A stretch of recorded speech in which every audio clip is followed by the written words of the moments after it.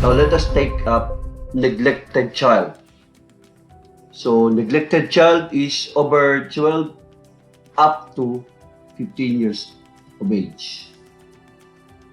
So if this child commits any of the following crimes, like parricide, murder, infanticide, kidnapping, and serious illegal detention na ang biktima ay pinatay or ni-rape,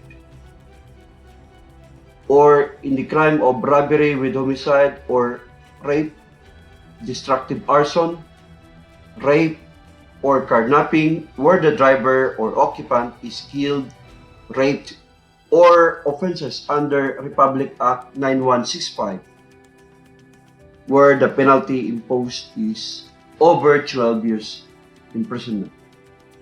So that particular child who committed any of these enumerated crimes will be mandatorily placed under Bahay Pag-asa in the so-called Intensive Juvenile Intervention and Support Center.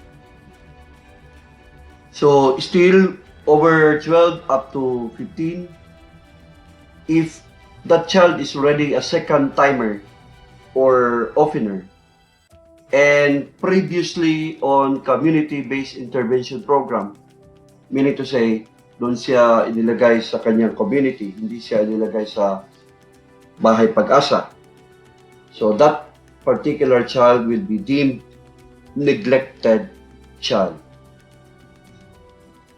So he shall undergo intervention program under Bahay Pag-asa for the best interest of the child.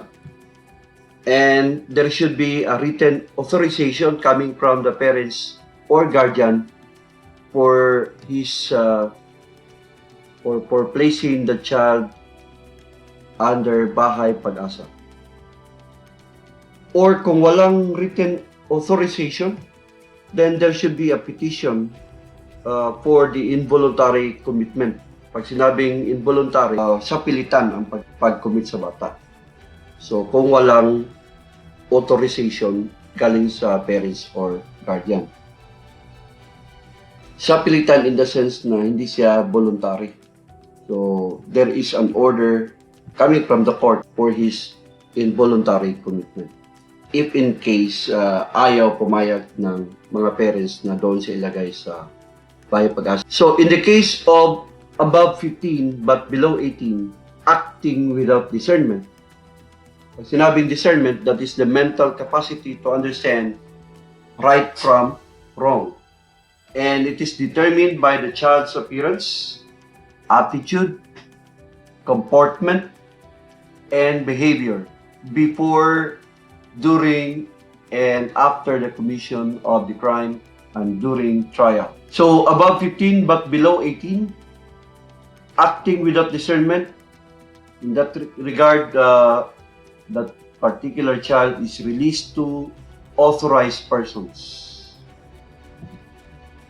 Acting with discernment, I want you to look at the red letters, DI. I-connect natin yan sa DI dito sa diversion. So, there will be no court proceedings. So, ang term kung above 15 but below 18, acting with discernment. So, i-connect natin ang DI sa discernment at saka DI sa diversion. So, just to get back a little, 15 years old and below, so ang term doon ay intervention.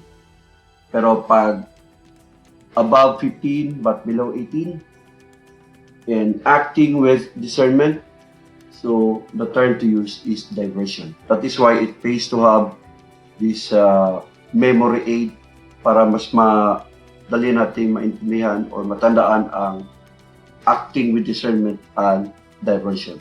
So there is no court proceedings. Wala nang mangyaring proseso kaya ng normal na kaso doon sa korte.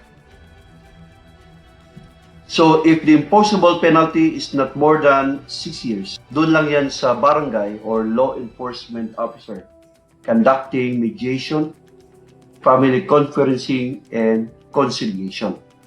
That is, if the imposable penalty is not more than 6 years. But kung more than 6 years, the diversion here is by the court. So, ang korte na mismo ang mag proceed sa tinatawag. Ang korte na mismo ang mag-conduct sa tinatawag na diversion. How do we determine the age of child in conflict with the law? So, under our law, Republic Act 9344, the child in conflict with the law enjoys presumption of minority until proven otherwise. What does it mean? Kung may isang bata na nakagawa ng violation at upon initial contact, pag sinabi ng bata na siya ay 15 years old and below, then all the presumption will be given in his favor. Unless or until ma-prove ng mga authorities na hindi na siya bata, hindi na siya minor de edad. So, paano ma-determine ang age ng isang bata?